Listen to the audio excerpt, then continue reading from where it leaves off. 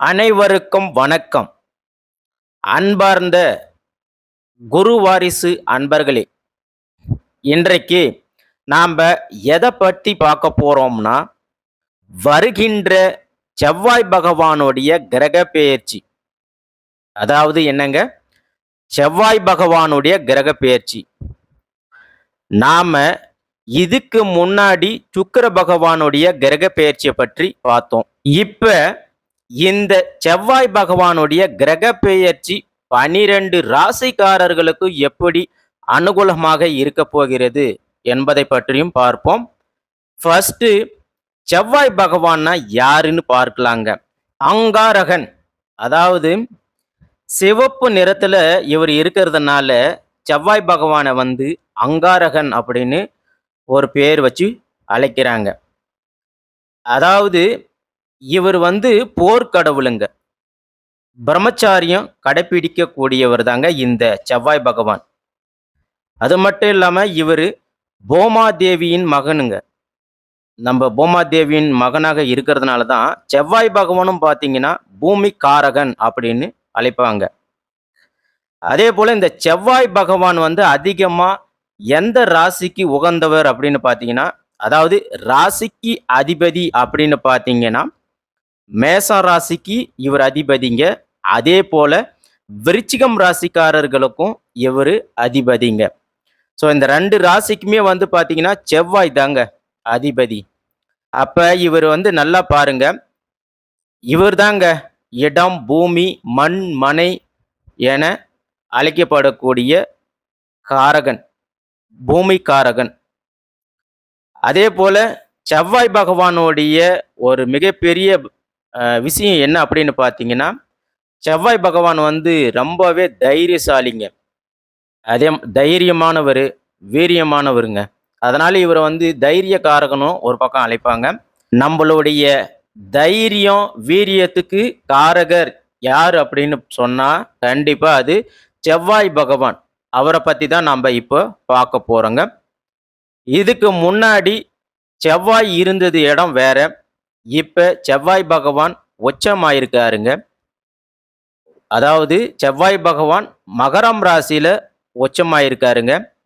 அப்ப இந்த பெயர்ச்சிங்கிறது எல்லா ராசிக்குமே செவ்வாய் பகவான் ரொம்பவே உச்சத்துல இருக்கிறாருங்க. உங்களுக்கு தைரியம், வீரியம் அதிகரிக்கணும்னா அந்த பெயர்ச்சி பத்தி தான் நாம இப்ப பார்க்க போறோம். தனுஷ் ராசியில இருந்து மகர ராசிக்கு செவ்வாய் பகவான் பெயர்ச்சி ஆகிறாருங்க. அதுவும் உத்திராட நட்சத்திரத்துல 2ஆம் பாகத்துல அவரு பெயர்ச்சி ஆக போறாருங்க. உச்சமாக போகிறாருங்க. எவ்வளவு நாளைக்கு இருக்கிறாரு அப்படின்னு பார்த்தீங்கன்னா, மார்ச் மாதம் 14ஆம் தேதி வரைக்கும் அவரு இருக்க போறாருங்க. ஒரு ராசியில பார்த்தீங்கன்னா, பொதுவா ஒரு ராசியில மேக்சிமம் 45 நாட்கள் இவர் சஞ்சாரம் செய்வாருங்க, இந்த செவ்வாய் பகவான்.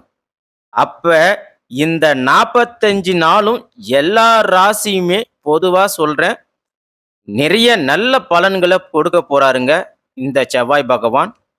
அதே போல கால புருஷனுடைய 10வது வீட்டுக்கு இவரு வராருங்க. நம்மளுடைய பெயர், புகழ், அந்தஸ்து, கௌரவம் என அந்த இடத்துல நிக்கிறாருங்க. அப்ப நிறைய ராசிக்கு எது மாதிரியான ஒரு பலனை கொடுக்க போறாருன்னு தெளிவா இப்ப பார்க்க போறோம்ங்க. யாருமே மண், மனை, வீடு, நிலம், வாகனம், வண்டி, பூமி என ஆசை இல்லாத மனுஷனுங்களே இந்த கலியுகத்துல இருக்க மாட்டாங்க. அதனால கண்டிப்பா அவர்களுக்காண்டி தான் இந்த வீடியோ. இதுல கடைசி வரைக்கும் இந்த வீடியோவை நீங்க பாருங்க. நாம ஒவ்வொரு நட்சத்திரத்துக்கும் சரி ஒவ்வொரு விதமான பலன்கள் தொடர்ச்சியாக கொடுக்கிறோம்.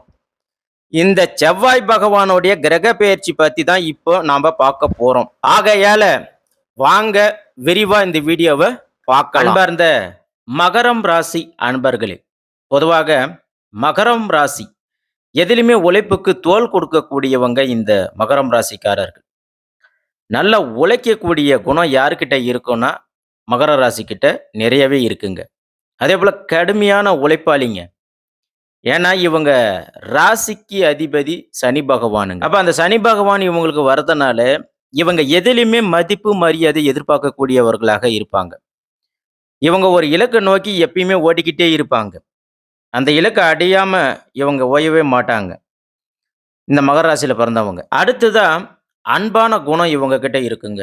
அதாவது மகரம் ராசியில பிறந்தவங்க கிட்ட அன்பும் சரி, பண்பும் சரி இவங்க கிட்ட இருக்கிற மாதிரி வேற யாருகிட்டயுமே இருக்காதுங்க. அந்த அளவுக்கு இவங்க அன்பு காட்டக்கூடியவங்க. மகர ராசியில பிறந்தவங்க கிட்ட நல்ல ஒரு பயங்கரமாக சிந்திக்கக்கூடியவர்களாகவும், நல்ல ஒரு மைண்ட் செட் இருக்குங்க. அதேபோல வேலை, உத்தியோகம், பிசினஸ் இத பத்தி தான் இவங்களுடைய மைண்ட் செட் போகுங்க. எப்பவுமே இதே தான் நெனப்புல இருப்பாங்க. அடுத்ததா இவங்க சொந்த கால்ல நிக்கணும். நாம யாருகிட்டயும் கை கட்டி நிக்கக்கூடாது அப்படின்ற எண்ணம் இவங்க கிட்ட இயல்பாகவே இருக்குங்க. நம்ம சொந்த முயற்சியில முன்னேறணும் அப்படிங்கிற எண்ணம் மகர ராசிக்காரர்கிட்ட இயல்பாகவே உண்டுங்க. மதிப்பு, மரியாதை அதிகமாக எதிர்பார்க்கக்கூடியவர்களும் இவர்களாக தாங்க இருப்பாங்க. அதேபோல இவங்கள ஒருத்தன் மதிச்சாங்கன்னா, இவங்களும் மதிப்பாங்க. இவங்கள ஒருத்தர் மதிக்கலன்னா, அவங்களும் மதிக்கவே மாட்டாங்க. அப்படியாப்பட்ட கேரக்டர் இவங்க. கடுமையான உழைப்பு, அதாங்க இவங்களுடைய உழைப்புக்காரகன் அப்படின்னு சொல்லுவாங்க. ஏன்னா, காலபுருஷனுக்கு 10வது ராசியாக இந்த மகர ராசிய கொடுத்திருக்கிறாங்க. அதேபோல மகரம் ராசிக்காரர்கள் தனிமைய ரொம்ப விரும்பக்கூடியவர்கள். தனிமையில இருக்கிறதே ரொம்ப ஆர்வமா இருப்பாங்க. அதேபோல தான் உண்டு, தன் வேலை உண்டுன்னு இருக்கக்கூடியவர்களும் இவங்க தாங்க. தனக்கென ஒரு தனி பாதையிலேயே போகக்கூடியவங்க. இவங்களுக்கு எப்பவுமே நண்பர்கள் இவங்க போய் தேடி போமாட்டாங்க.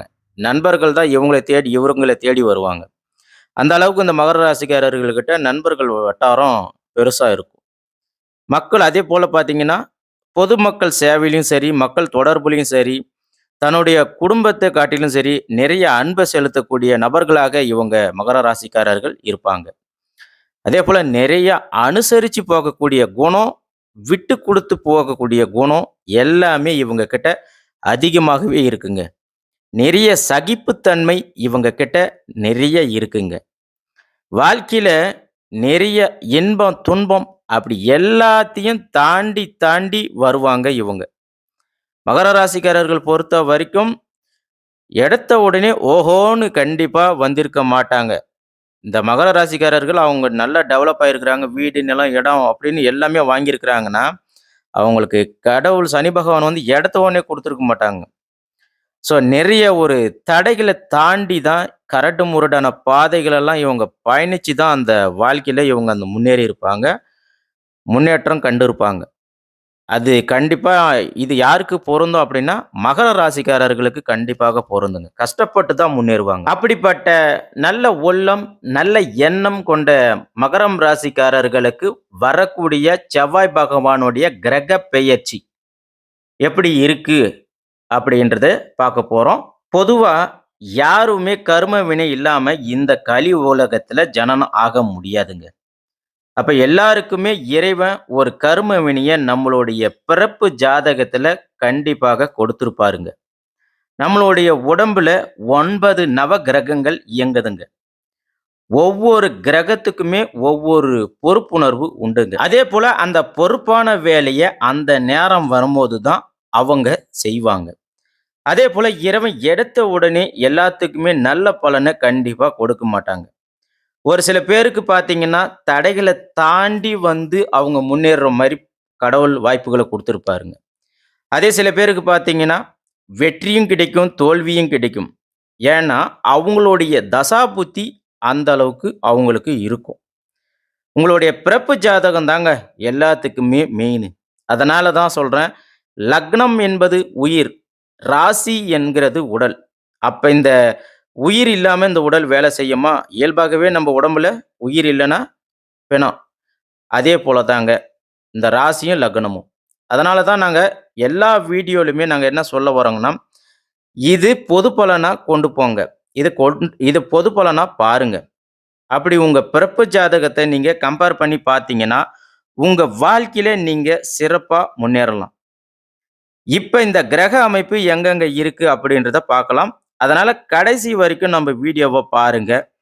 நாம ஒவ்வொரு நட்சத்திரக்கும் சரி, ஒவ்வொரு விதமான பலன்கள நாம கொடுக்கிறோம். உங்க ராசியில பாருங்க, சூரிய பகவான், செவ்வாய் பகவான், புதன் பகவான், சுக்கிர பகவான்.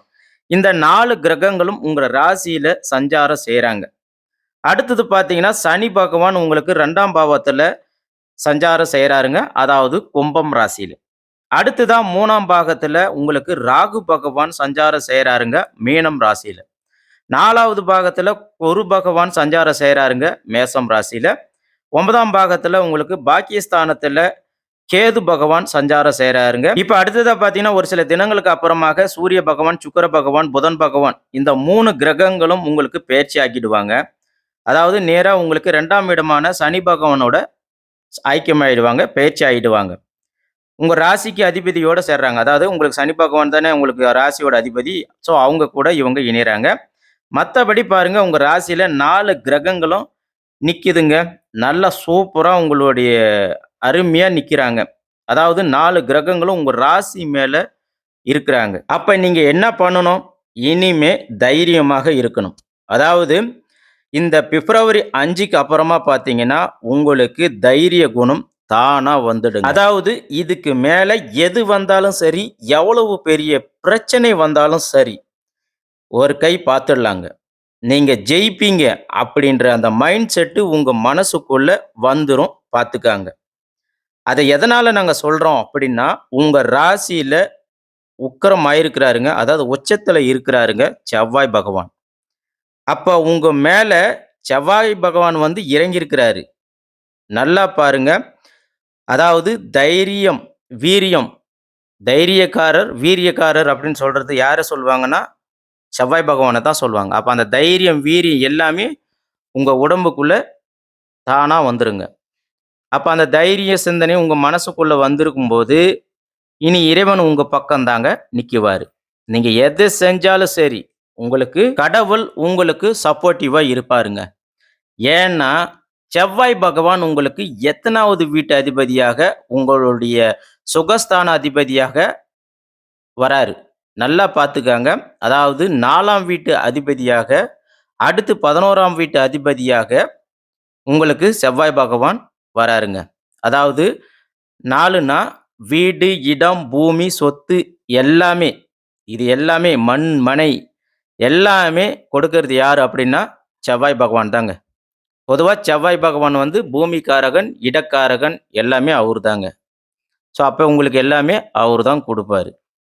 அடுத்ததா 11 நம்மளுடைய ஆசைகள், பேர்கொண்ட பணம், லாபம், இன்கம் எல்லாமே அந்த அதிபதி போய் உங்க மேல உச்சமாகுறாருங்க. அப்ப என்ன ஆகிடும்?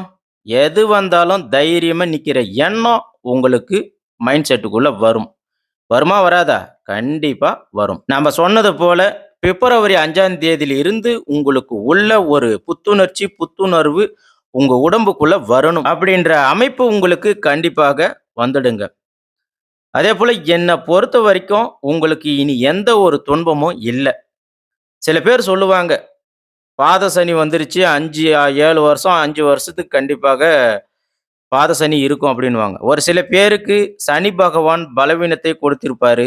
அதேபோல ஒரு சில பேருக்கு நல்ல பலனையும் கொடுத்திருப்பாருங்க. பொதுவா சொல்லுவாங்க, சனி பகவான் போல கொடுக்கக்கூடியவரும் இல்ல. அதேபோல சனி பகவானை போல கெடுக்கக்கூடியவரும் யாருமே இல்லைங்க. அப்ப உங்களுக்கு உங்களுடைய ஜாதகத்துல சனி பகவான் இருந்தார்னா, அத பொறுத்து தான் உங்களுடைய பலன்கள் இருக்குங்க. எப்பவுமே தசாபுத்தி உங்களுக்கு சரியா இருக்கணுங்க. உங்க ஜாதகத்துல உங்களுக்கு தசாபுத்தி சரியா இருந்துச்சுன்னா, என்ன வேணாலும் நடக்குங்க. இதுல என்ன ஒரு நல்ல விஷயம் அப்படின்னு பார்த்தீங்கன்னா, 11க்கு உடையவர் உங்க ராசியில உச்சமாகுறாருங்க.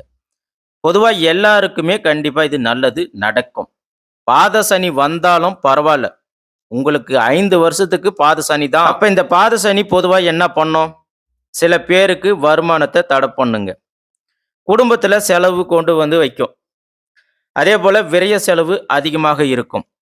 எடுக்கக்கூடிய முயற்சி எல்லாமே மந்தமாக இருக்கும். உங்களுக்கு ஒரு மந்தத்தன்மைய கண்டிப்பா கொடுப்பாருங்க. வேலை, உத்தியோகம் அமையாது. அதேபோல அமையறது தடை பண்ணும்.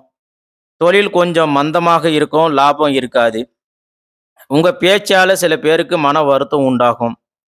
இப்படி எல்லாமே மாணவ, மாணவியருக்கு கல்வியில ஒரு மந்தத்தன்மை. இது எல்லாமே சனி பகவான் உங்களுக்கு சரியா இல்லாவிட்டால் மட்டுமே இது நடக்கும். அதுவே சனி பகவான் உங்களுக்கு சிறப்பாக இருந்தாரு, நல்ல இடத்துல இருக்கிறாருன்னா, அப்ப உங்க நிலைமைய நெனச்சு பாருங்க. சும்மா சூப்பரா இருப்பீங்க. ரொம்ப டாப்ல வந்துருவீங்க. இப்ப நம்ம சொன்னது எல்லாமே அப்படியே உங்களுக்கு ஆப்போசிட்டா வரும். எல்லாமே உங்களுக்கு செல்வாக்கு உருவாக்கும், வேலை வாய்ப்பு கிடைக்கும்.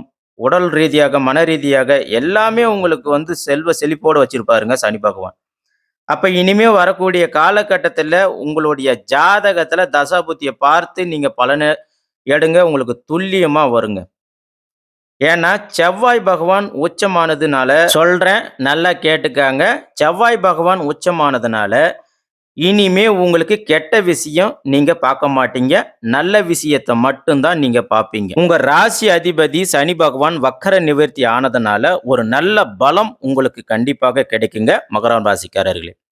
அதையும் தாண்டி பாருங்க, உங்களுக்கு குரு பகவான் மேச ராசியில இருந்து, அத விட உங்களுக்கு ஒரு நல்ல பலத்த குடுக்க போறாருங்க. அதாவது குரு பகவான் 4வது இடத்துல உங்களுக்கு பலமா இருக்கிறாருங்க.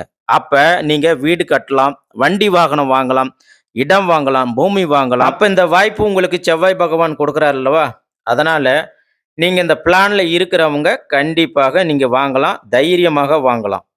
இந்த அமைப்பு உங்களுக்கு 100க்கு 100% கண்டிப்பாக நடக்கும். உங்க மைண்ட்ல இருக்கும்.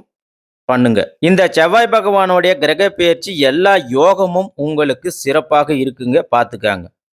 இந்த யோகம் எல்லாமே உங்களுக்கு சூப்பரா அமைஞ்சு கொடுப்பாருங்க. மகர ராசிக்காரர்களுக்கு கண்டிப்பாக சிறப்பாக அமைச்சு கொடுப்பாரு. அதேபோல வெளிநாடு, வெளி ஊர் போறவங்க, வேலை செய்யணும்னு நினைக்கிறவங்க எல்லாமே சிறப்பா இருக்கு. மகர ராசிக்காரர்கள பொறுத்தவரைக்கும் பொருளாதார வளர்ச்சி கண்டிப்பாக ஒரு செல்வாக்கை உங்களுக்கு கொடுத்து தீருவாருங்க. மகர ராசிக்காரர்களுக்கு சனி பகவான் நல்லா இருந்துட்டார்னா, கண்டிப்பாக உங்களுக்கு செல்வாக்கு சிறப்பாக இருக்குங்க. அது குடும்ப ரீதியாக இருக்கட்டும், எல்லாமே உங்களுக்கு ஒரு அள்ளி குடுத்துருவாருங்க. செவ்வாய் பகவானும், சனி பகவானும். அடுத்ததா கணவன், மனைவி பிரச்சனை, ஏற்கனவே சின்ன சின்ன மனஸ்தாபங்கள், கோர்ட்டு கேஸ் அந்த மாரி கூட போயிருப்பாங்க. ஸோ அது எல்லாமே உங்களுக்கு அந்த பிரச்சனைய சால்வ் பண்ணி வைக்குவாங்க. அதேபோல திருமண தடைகள், தாமதங்கள் எல்லாமே உங்களுக்கு நீங்கிடுங்க. திருமணம் உங்களுக்கு கண்டிப்பா நிச்சயமாக உண்டாகும். அதேபோல அரசு வேலை உண்டுங்க. ஏன் சொல்றேங்கன்னா, சூரிய பகவான் உங்க ராசியில இருக்கிறதுனால உங்களுக்கு நிச்சயம் கவர்மெண்ட் வேலை கன்ஃபார்மா கிடைக்குங்க. இந்த 4 கிரகங்கள் உங்களுக்கு திருமண ஸ்தானத்துல நேரா பார்க்கறதுனால உங்களுக்கு திருமண தடைகள்ன்றதே கண்டிப்பா வராதுங்க. அதேபோல பணம் எங்கேனா குடுத்திருப்பீங்க. கண்டிப்பாக அது வராம இருந்திருக்கும். இப்ப கண்டிப்பாக கிடைக்கும். அதேபோல உடல் ரீதியாகவும் உங்களுக்கு மருத்துவ செலவுன்றது இதுமேலுக்கெல்லாம் கண்டிப்பா வராதுங்க. சில இதற்கு முன்னாடி வந்து பார்த்தீங்கன்னா, கால் வலி, வயிற்று வலி, உடம்பு வலின்னு இருந்திருக்கும். இனிமே இந்த தடைகள் எதுவும் வராது. மருத்துவ செலவு எதுவுமே வராதுங்க. அதேபோல ஷேர் மார்க்கெட்டு, கமிஷன் பிசினஸ் இது எல்லாமே நீங்க இன்வெஸ்ட் பண்ணீங்கன்னா, உங்களுக்கு லாபம் அதிகமாகவே கிடைக்கும். வீடு, நிலம், வாகனம் எல்லாமே உங்களுக்கு சிறப்பா இருக்கு. மாணவ, மாணவியர்களுக்கு கல்வியில கண்டிப்பாக முன்னேற்றம் இருக்குங்க.